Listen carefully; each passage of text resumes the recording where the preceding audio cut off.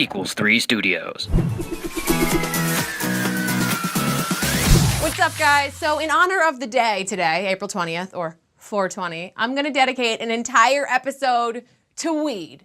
Ganja, marijuana, the pot. Ready? Let's do this. Number 5. Bro, it's almost impossible to die of a weed overdose, bro. Just to be really clear, this is not a challenge. I am not challenging you to go overdose on weed. It would ruin it for the rest of us. So drugs are routinely given what is known as an LD50 rating. This rating indicates how much of that drug would have to be given to a group of test animals to kill half of the animals. This is terrible. Wait, why are we killing animals? Attempts to determine the LD50 rating of marijuana have been unsuccessful. So basically, researchers couldn't give animals enough weed to kill them. Those are some happy animals, though. It's the dose that makes the poison. And in the case of marijuana, a lethal dose would be like 20,000 to 40,000 times the amount found in a single joint. And that's not all. You would have to smoke that many joints in 15 minutes. Or just carpool with Snoop Dogg. Just to give you a comparison, water is considered more lethal than marijuana. According to the American Chemistry Society, it only takes 6 liters of water in one sitting to kill a person that weighs 165 pounds.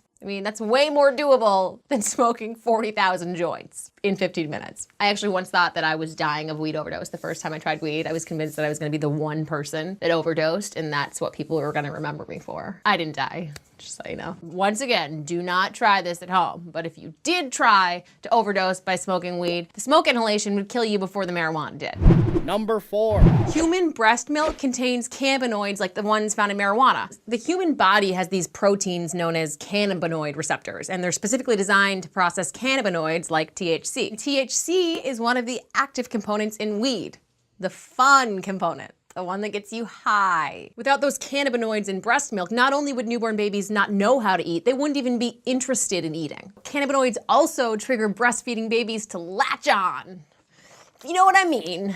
Just latching on to my nutrition. So, suck on that.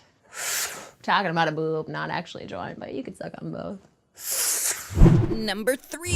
The country's official marijuana expert once turned into a bat, supposedly. This is just batty. In 1937, Congress passed the National Marijuana Act, which outlawed weed. The American Medical Association lobbied against the act at the time, saying that there was no proof that the drug was dangerous. But testimony was presented at the time that said the drug turned people into crazed animals. One person that testified to ban marijuana was a pharmacologist from Temple University named James Munchie. I'm just kidding, it was James Munch. But it would have been awesome if it was a Munchie. He claimed to have injected cannabis extract into the brains of 300 dogs, and one of them died. PETA! The law passed, and Munch was hired to be the Bureau of Narcotics' official marijuana expert.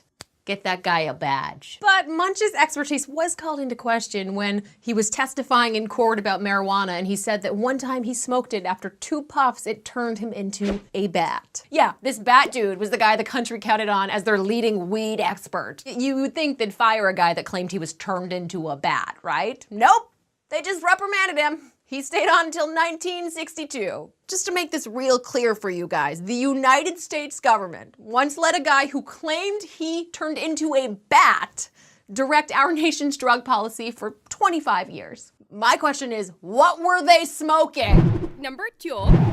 Weed kills cancer cells. Ah, yeah. Weed's like legit medical and shit.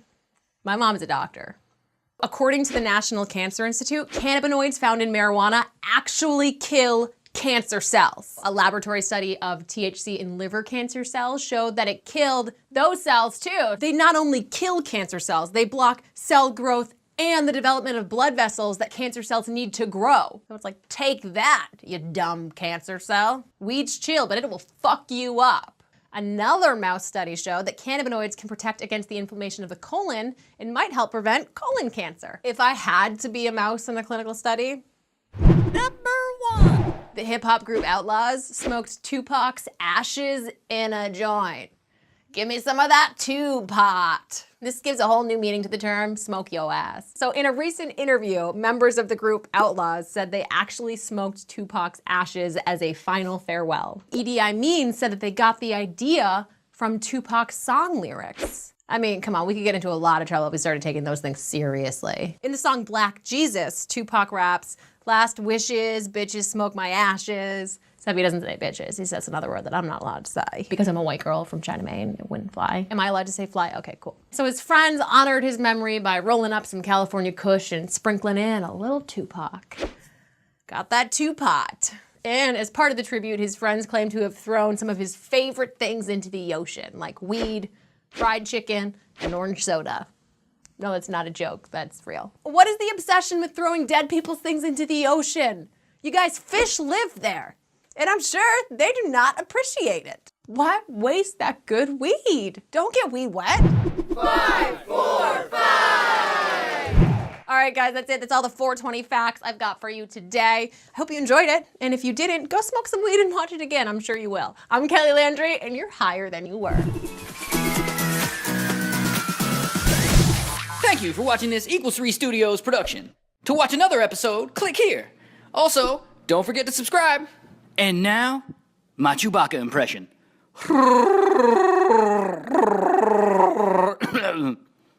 I'll work on it.